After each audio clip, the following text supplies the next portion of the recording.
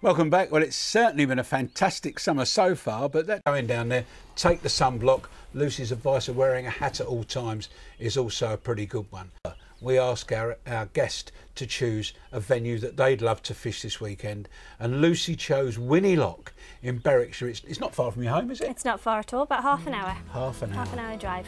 And it's got my favourite species, blue trout. I know a lot of people don't like them. I think they're marvellous. I think they've got the best bits of rainbow trout in them. And there's also some nice brownies in there. Fish a floating line and a long leader, as long as you can get away with, and it shouldn't be too windy, so you might be able to keep 12, even 14 feet of leader working properly, and if you can, then you're likely to increase your catches. The natural, some of the things we looked earlier, buzzers, sedges, hoppers, or those little daddy longlegs imitations, they'll catch a few fish. Hare's ears working very well, dial back works everywhere, and of course, if you only took one fly with you, I'm sure it'd be a damsel, and you'll catch on those too. But try and vary the speed of your retrieve. I like that little figure of 8, and just a jerk every now and again. Figure of 8 and a jerk, and sometimes that jerk will just get the fish looking at it. So, are you fishing this weekend? No? No, not this weekend, but next weekend. Right, we've got a ladies' day. Yeah, we've got a ladies' day up at home. Yeah. Have you had the very hot weather we've endured down it's here? been. I mean, it's been warm. It has been warm. I was away last weekend. I was at the Irish International Fly Fair last weekend.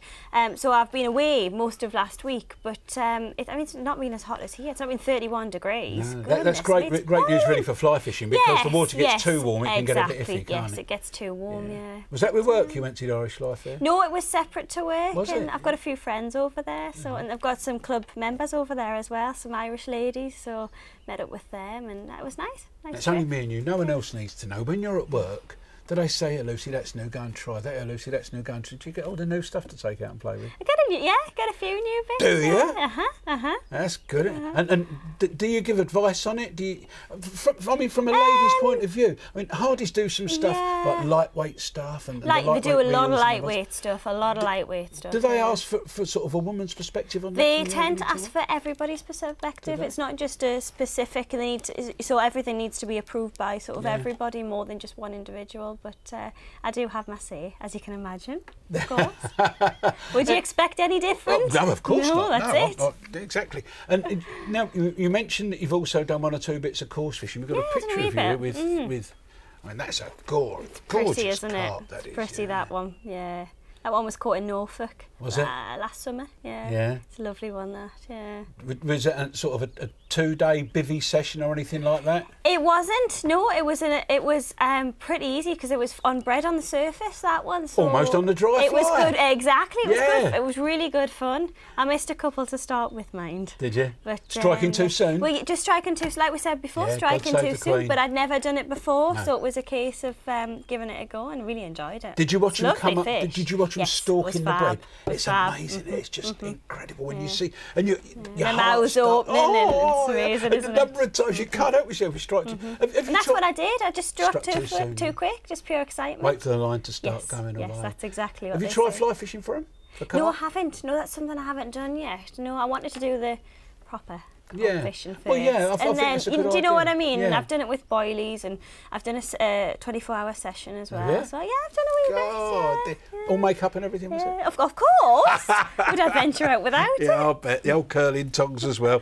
That's a lovely picture. I like that one. Yeah, it's a nice one. I look very serious in that one. You do, you're not smiling. Yeah, well, I was sunburned. I had hay fever, so that's why obviously the glasses would be on anyway, but I had very bad hay fever. That's a nice fish, that one. They're cracking fish, and another one, and this is... What's that one? Oh, that's a nice one. Brownie, that was a lovely one. That was Where's that one at? Sweet Hope Loch in Northumberland. Again, last year they released a load of brown trout into the loch, just to get the brown trout population going again in the loch and promote catch and release. So that's a lovely fish. And so that's got streams running in, so the fish can run and spawn. See, one thing I make a point of, we mentioned earlier, killing fish and taking trout home. If they're likely to be wild fish, I won't take them. I won't take a grayling, for example, and I don't take brown trout when I'm in rivers, even if I know they're stocked, because they're there to enhance the population, aren't they? Exactly, but rainbows, we know there's very few places they do it successfully. I mean, in most places you can take rainbows away, but the brown brownies tend to be a bit off limits in a lot of places, yeah. We saw on the film we saw you in a couple of weeks ago that you had a nice bit of cake in the afternoon. Now, where's the cake? We had an issue because obviously I've come down on the plane. Yeah. So we had an issue getting it onto the plane, you see. That was, Well, and I haven't had time because I've been getting all this done. Oh, that's you see, so they didn't confiscate off your security, and no, they're now sitting eating my ginger cake. I was told I shouldn't bring it on. Okay. But I would have, I would have brought one. I said I was going to. I'm absolutely sure you. Maybe next time. Maybe we'll come up and visit you. Yes, you should. I'll come up and have a day out with the ladies. That's a good idea. Well, that would be interesting. Yeah, enough of that. That's it for this week. Remember, you can keep up to date with the show via our website at skysports.com/tightlines, and please keep your young angler photos and questions coming in by email to tightlines@skysports.com. It's always a pleasure to hear from you, Lucy. It's been a pleasure to have you here today. And It's been you. great to see you. Thank you for inviting me down. You're welcome. Next week, I'll be swapping the old familiar surroundings of a body here for the studio up at Cudmore Fisheries in Staffordshire. They're letting me out to preview Fishermania 17 in the company of two-time champion Matt Hall. Make sure you join us for that at 8 o'clock on Sky Sports 3. That's next Friday's show, a Fishermania preview, 8 p.m, Sky Sports 3.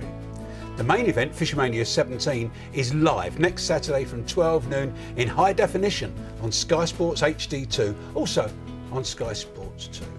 And on Sunday, it's the Fishermania Champion of Champions match, also live from 12 noon on Sky Sports HD2 and Sky Sports 2. It's goodbye for now. Have a superb week out there, wherever you're fishing, and tight lines. Thanks, Steve. Lovely. Thank you. Thank you.